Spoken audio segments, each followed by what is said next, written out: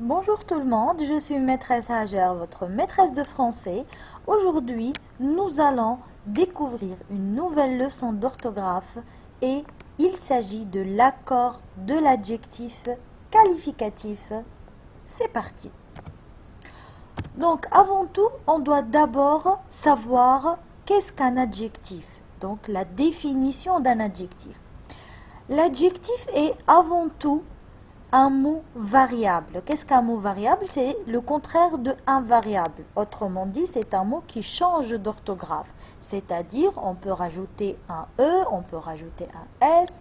D'accord? Ce n'est pas comme les mots invariables qui ne changent jamais d'orthographe. Donc, l'adjectif qualificatif est un mot invariable qui exprime une qualité ou bien une manière d'être de l'objet ou de la personne citée.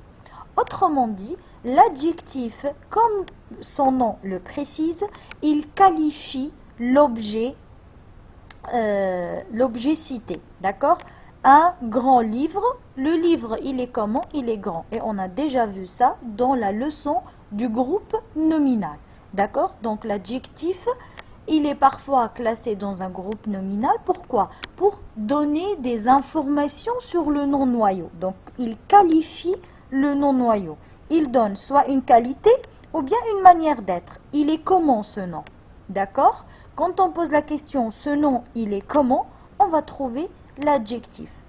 Exemple d'adjectif: petit, grand, intelligent, maniaque, différent, bleu, noir. D'accord? Tout ça, ce sont des adjectifs car ce sont des mots qui donnent des informations sur des noms. L'adjectif, il peut être épithète ou bien attribut. Et nous allons voir ça par détail. Il s'accorde en genre, c'est-à-dire féminin ou bien masculin, et en nombre, singulier ou bien pluriel, avec le nom qu'il qualifie. Donc, nous allons commencer tout d'abord par l'adjectif épithète. Avant de commencer la leçon de l'accord de l'adjectif, il faut distinguer l'adjectif épithète et l'adjectif attribut. Quand on parle de l'adjectif épithète, donc un adjectif épithète, il est épithète, on l'appelle épithète quand il est placé directement à côté du nom ou du pronom qu'il qualifie. Autrement dit, il est lié directement au nom, avant ou après, comme on a vu dans la leçon du groupe nominal. L'adjectif, on peut le mettre avant ou bien après le nom. Exemple, le petit chat.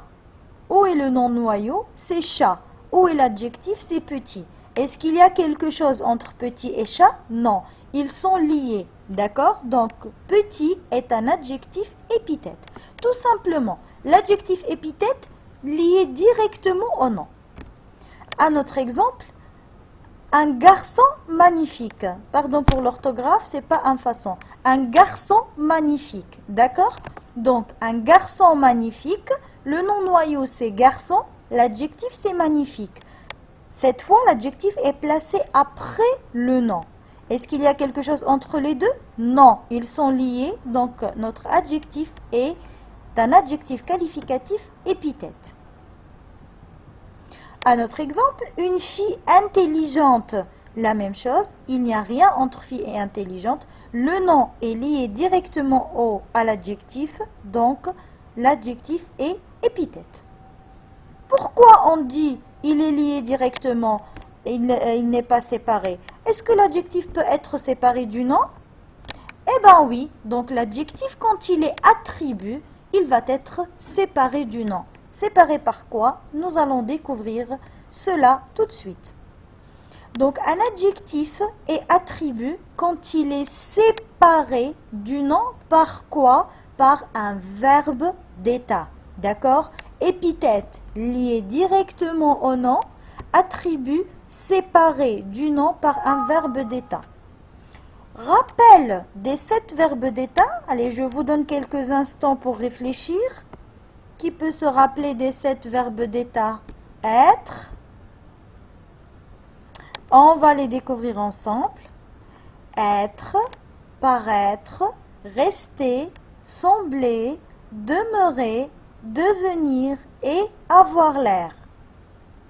Donc, je vous rappelle qu'il y a 7 verbes d'état et que vous les avez déjà appris en autodictée. Donc, je répète, être, paraître, rester, sembler, demeurer, devenir, avoir l'air, plus adjectif sont des verbes d'état. D'accord? Je vais vous donner des exemples maintenant. Tout à l'heure, on a dit une fille intelligente. Il n'y avait rien entre fille et intelligente. Maintenant, dans cet exemple, on a la fille est intelligente. Qu'est-ce qu'il y a entre le nom et l'adjectif? Il y a un verbe d'état. Du coup, l'adjectif est séparé du nom par un verbe d'état. On ne va plus l'appeler un adjectif épithète, on va l'appeler un attribut du sujet. C'est-à-dire, l'adjectif va s'accorder avec le sujet de la phrase qui est la fille. Pourquoi on parle maintenant du sujet? Parce qu'il y a un verbe. Et dès qu'il y a un verbe, automatiquement, on va avoir un sujet. Donc, et, c'est le verbe être, verbe d'état. Donc, intelligente s'accorde avec la fille. C'est un nom, oui, mais sa fonction dans la phrase est un sujet. Je vous donne un autre exemple. Le garçon semble magnifique. Le même exemple que tout à l'heure, sauf que ici on a rajouté un verbe d'état, le verbe sembler. Du coup, l'adjectif est séparé du nom par un verbe, donc on va l'appeler un adjectif attribut. D'accord? Un autre exemple. Le livre a l'air intéressant. Où est le verbe d'état dans cet exemple? C'est le verbe avoir l'air. Avoir l'air est un verbe d'état. Donc, comme vous le remarquez, après les 7 verbes d'état, il y a toujours un adjectif. S'il n'y a pas un adjectif, on ne va pas dire que c'est un verbe d'état. Exemple, il demeure à Fès. Ici, ce n'est pas le verbe d'état demeurer. Ça va avoir un autre sens. D'accord? Ça, c'est un autre niveau. Vous allez découvrir ça l'année prochaine. Le plus important maintenant, c'est de distinguer épithète et attribut. Je répète pour conclure, l'adjectif épithète est lié directement au nom. L'adjectif attribut est séparé du nom par un verbe d'état. Avec ça, il va s'accorder avec le nom. D'accord? Comme vous voyez, intelligente, ça s'accorde avec fille. Magnifique, on parle du garçon. Intéressant, on parle du livre. D'accord? Donc, on va faire maintenant une petite application ensemble pour ne pas confondre attribut et épithète. Dans cette application, qu'est-ce que vous allez faire? Donc, vite fait, vous allez réfléchir et vous allez dire si les adjectifs en vers sont des épithètes ou bien des attributs. Des adjectifs épithètes ou bien adjectifs attributs. D'accord? Allez, c'est parti. Dans la phrase « Le chat gris dort dans mon lit », l'adjectif gris est-il épithète ou bien attribut? Allez, je vous donne quelques instants pour réfléchir. Fini les 5 secondes. Donc, gris est bien évidemment un adjectif épithète. Pourquoi? Parce qu'il est lié directement au nom chat qu'il qualifie. D'accord? Deuxième phrase maintenant.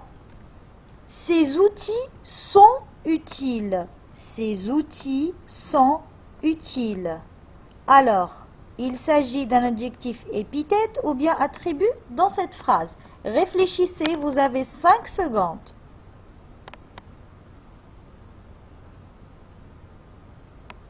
J'espère que vous avez trouvé la bonne réponse. Utile est un adjectif attribut, donc c'est l'attribut du sujet, outil. Pourquoi? Parce qu'il est séparé du nom par le verbe d'état être qui est conjugué avec la troisième personne du pluriel, il avec S. Donc séparé du nom par son. Donc le chat gris, gris adjectif épithète, ses outils sont utiles, utile est un adjectif attribut. Ce que j'ai à vous dire aussi à propos des adjectifs, donc, c'est que toutes les couleurs sont considérées comme des adjectifs. Et on les appelle d'ailleurs les adjectifs de couleur. D'accord? Toutes les couleurs, bleu, noir, vert, violet, toutes les couleurs sont des adjectifs. Pourquoi? Et bien évidemment parce que ils nous donnent des informations sur le nom. Le livre bleu. Quel livre? Le livre bleu. D'accord? Donc automatiquement, toutes les couleurs vont être des adjectifs. Et puisque ce sont des adjectifs, donc ils s'accordent en genre et en nombre avec le nom qu'ils qualifient. Sauf deux couleurs qui ne s'accordent pas avec le nom qu'ils qualifient, c'est la couleur orange et marron. D'accord? Ce sont invariables. On dit un livre orange, une bouteille orange. Un livre marron, une bouteille marron, une trousse marron. D'accord? Donc, orange et marron ne s'accordent pas avec le nom. Et je vais vous montrer d'ailleurs une liste des adjectifs des couleurs. Regardez bien cette liste. Donc, vous avez le nom, un cahier, nom masculin, singulier, une trousse, nom féminin singulier, des cahiers, nom masculin pluriel et des trousses, nom féminin pluriel.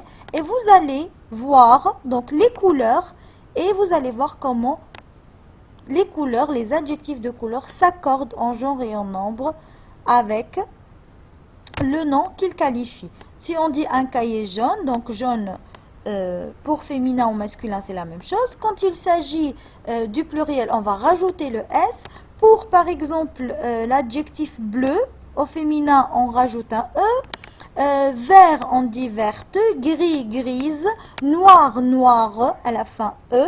Si c'est féminin pluriel, on va rajouter ES. Violet, violette, d'accord? Et violette, de TES.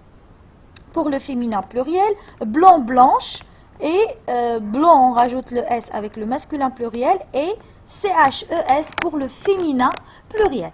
Et comme vous voyez, ce qui est encadré en bas, donc ce sont orange et marron, comme vous voyez, sont invariables, ils ne changent pas d'orthographe, que ce soit avec un nom masculin, féminin, pluriel ou bien singulier. D'accord? Donc, si on veut récapituler notre leçon d'aujourd'hui, qu'est-ce qu'on va dire? L'adjectif, qu'il soit épithète, lié au nom, attribut, séparé du nom par un verbe d'état, ou bien un adjectif de couleur, il doit s'accorder en genre et en nombre avec le nom qu'il qualifie. Exemple, le chat est noir. La chatte est noire, on va rajouter un E car c'est féminin. Les chattes sont noires, ES car c'est féminin pluriel. Un autre exemple pour des adjectifs épithètes. Une langue, chevelure brune. Donc langue et brune, ce sont des adjectifs. Tous les deux donnent des informations sur le nom noyau chevelure qui est féminin singulier. Donc ils vont s'accorder avec le nom noyau. On va les mettre au féminin singulier. De longs cheveux bruns, donc ici le nom noyau est masculin pluriel, du coup les adjectifs aussi vont être masculin pluriel. Donc voilà, c'est tout pour aujourd'hui. Je vous remercie pour votre attention et je vous rappelle que cette leçon est disponible dans votre livre dans les pages 200 et 201. N'hésitez pas de m'envoyer un message de retour pour me dire si vous avez bien compris la leçon et bien évidemment si vous avez quelques questions, ce sera les bienvenus. Merci.